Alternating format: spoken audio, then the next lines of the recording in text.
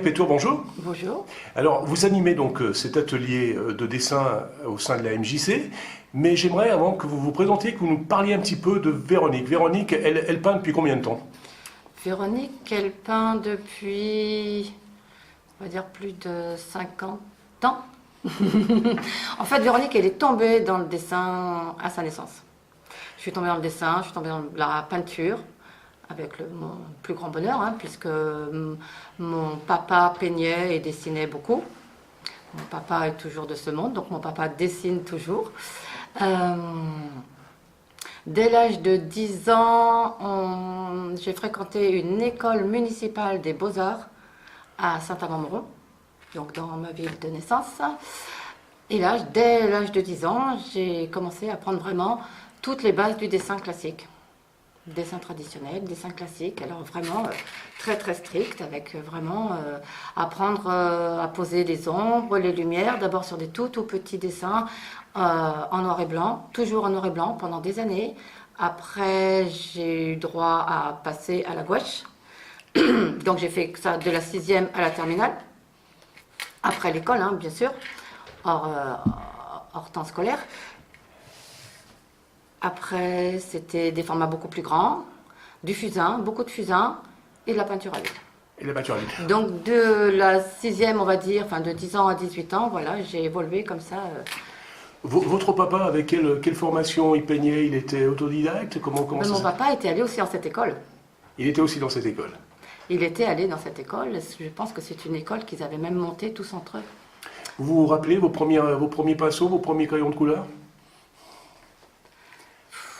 Non, je suis née avec. Je sais pas, je me rappelle de pas mes premières peintures, je me rappelle de quelques peintures quand, quand j'étais petite, mais je ne me rappelle pas forcément des premières. Progressivement, donc, vous avez donc appris, vous en avez fait votre profession?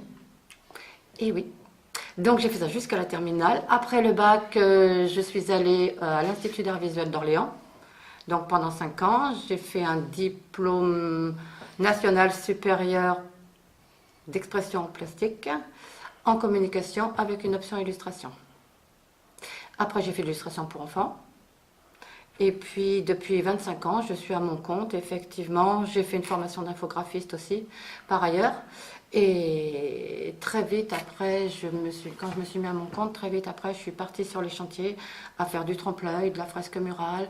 Vraiment, là, du coup, on est sorti du cadre de la toile pour aller attaquer les murs. Donc, du livre pour enfants, vous êtes passé à la fresque gigantesque. Je suis passée au mur. Au mur. Voilà. Les livres pour enfants, vous illustriez quel type de... C'était surtout des mensuels, c'était le début des mensuels. Des petits cahiers qu'on pouvait acheter aux enfants tous les mois, avec une suite d'histoires, de jeux, il y a beaucoup de jeux illustrés, des choses comme ça. Vous avez arrêté maintenant cette activité? Ah oui, mais très très vite, très très vite. C'était juste un passage dans votre vie professionnelle? L'illustration pour enfants, c'est quelque chose de magnifique, ça c'est clair, mais à l'époque, oui, j'ai pas l'impression d'être un dinosaure pourtant, mais à l'époque, il fallait monter sur Paris. Donc si vous n'habitiez pas Paris, ou si vous n'étiez pas, comment on dit, très très mobile, c'était très compliqué en fait. Alors aujourd'hui, on se trouve à Montbrison, au sein de la MJC. Ça veut dire que parallèlement à tout ce que vous venez de nous dire, vous donnez également donc, des cours dans les MJC. C'est-à-dire que mon évolution, j'ai toujours travaillé pour les centres sociaux et les MJC, déjà même pour payer mes études. J'ai toujours animé des ateliers avec les enfants, j'ai toujours donné des cours, Mais je suis, comme je viens de dire, ça fait 25 ans que je suis à mon compte. Je suis partie pendant plus de 15 ans, j'étais toujours en déplacement à faire vraiment des gros chantiers de décoration intérieure, extérieure, de la fresque murale, du trompe-l'œil, mais aussi de la maçonnerie artistique. Vous pouvez aller voir le zoo de Saint-Martin-la-Plaine. C'est moi qui ai fait...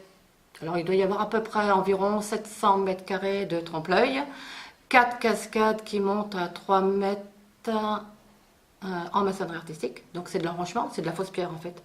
Voilà. Donc, j'ai fait ça pendant des années. J'ai fait ça sur Rhône-Alpes-Auvergne, mais aussi partout ailleurs sur la France. Et puis, il arrive un moment où la santé, elle dit hop, hop, hop, stop. Donc, problème de coiffe, problème de tendons, problèmes divers et variés, mais comme les peintres en bâtiment, comme tous ces métiers-là. Et du coup, je suis revenue progressivement, petit à petit, à l'enseignement, à la transmission. Et à côté de ça, en parallèle, de toute façon, je continue mes propres créations, mon travail personnel, pour les expos, pour les galeries.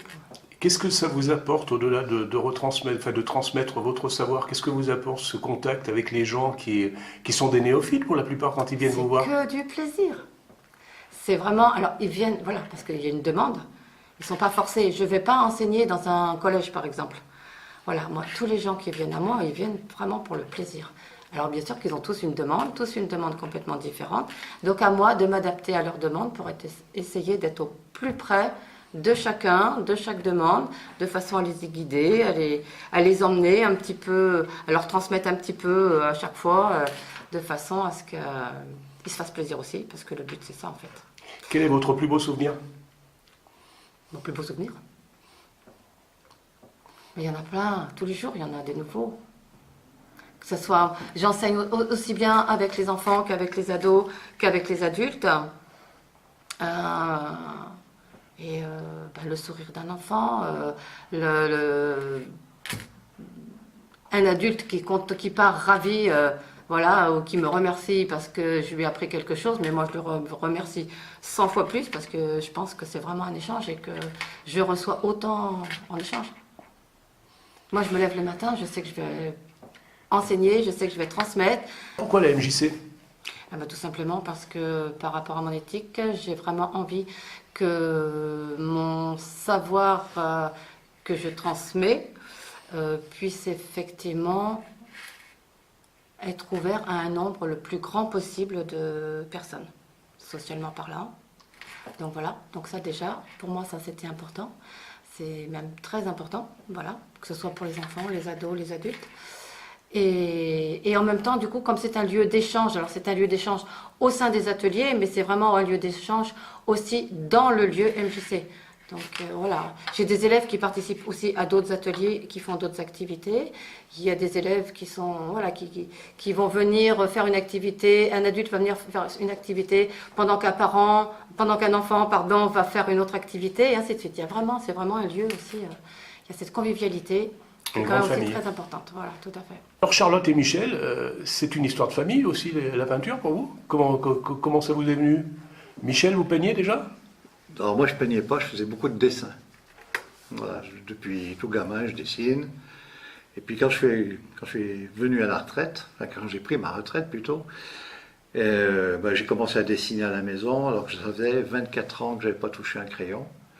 Et puis j'ai commencé, et puis après je me suis dit, écoute, je vais m'inscrire quand même dans un atelier, ça va peut-être te stimuler.